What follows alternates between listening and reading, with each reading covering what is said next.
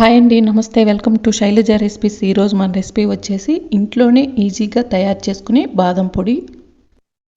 బాదం పొడి పిల్లల ఎదుగుదలకు కూడా చాలా బాగా ఉపయోగపడుతుంది.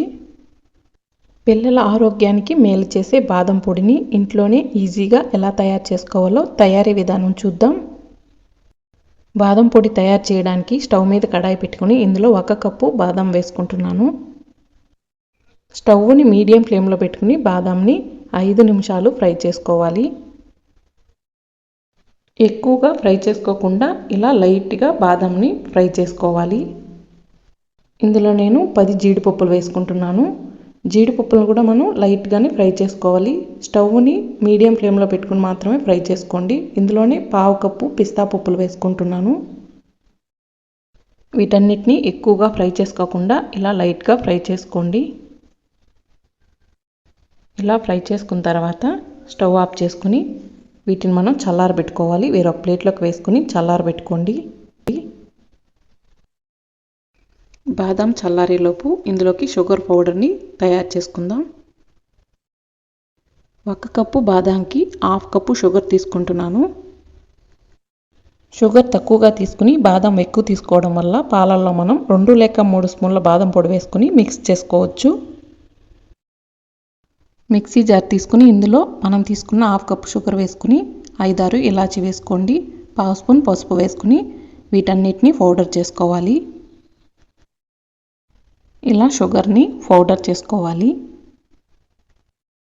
ఈ షుగర్ పౌడర్లో మనం చల్లారబెట్టుకున్న బాదంని వేసుకోవాలి.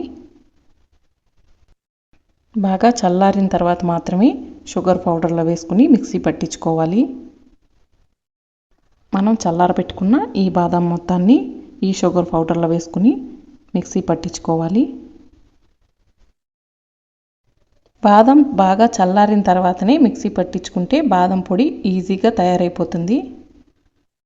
చూసారుగా, మనకి చాలా ఈజీగా ఇంట్లోనే బాదం పొడి రెడీ అయిపోయింది.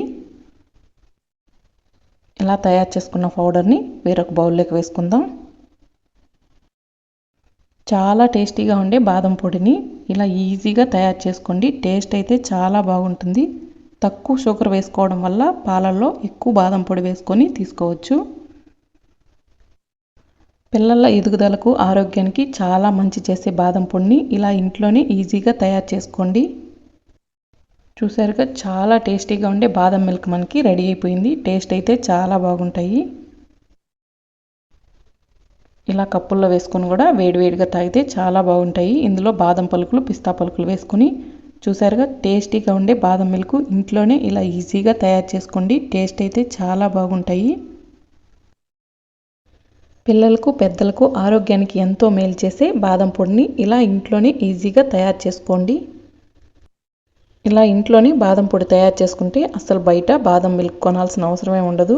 చూసారుగా, ఇలాంటి టేస్టీ సింపుల్ రెసిపీస్ కోసం మా ఛానల్ని తప్పకుండా సబ్స్క్రైబ్ చేసుకోండి.